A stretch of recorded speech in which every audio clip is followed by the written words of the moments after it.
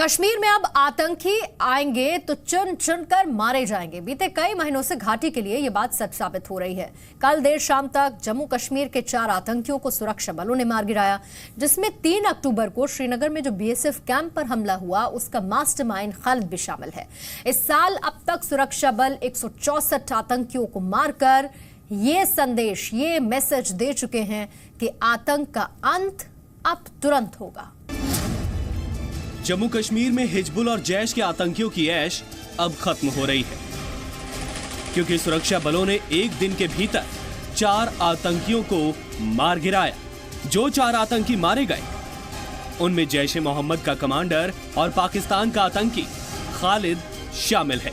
खालिद के अलावा हिजबुल मुजाहिदीन के 3 आतंकी जाहिद मीर, आसिफ और इरफान को भी सुरक्षा बलों ने धरती की जन्नत कश्मीर से जहन्नुम पहुंचा दिया।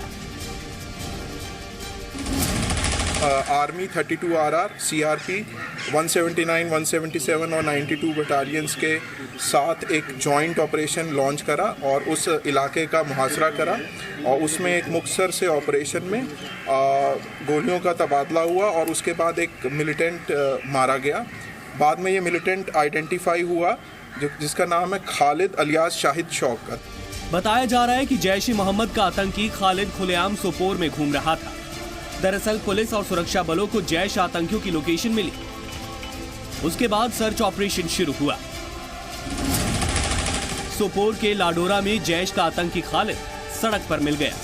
पुलिस, सीआरपीएफ और सेना ने रोका तो उसने गोलीबारी शुरू कर दी। जवाबी फायरिंग में आतंकी खालिद को कुछ गोलियां लगी।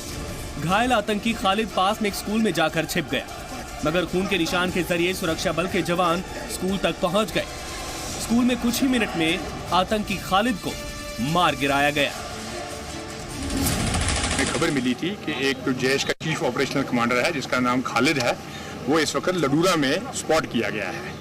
तो हम लडूरा में एक कोवर्ट पार्टी लॉन्च की हमने 6 अफसरों की, जिसमें एक डीएसपी ऑपरेशन हेड कर रहा था, उसके साथ बाकी जवान थे और हमने यहाँ आके इसको चैलेंज किया।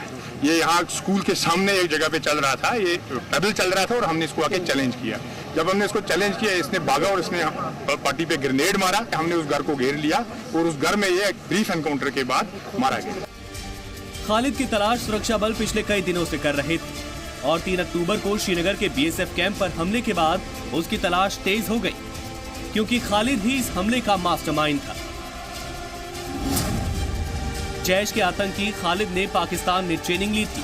फिलहाल वो नॉर्थ कश्मीर के सोपोर में एक्टिव था।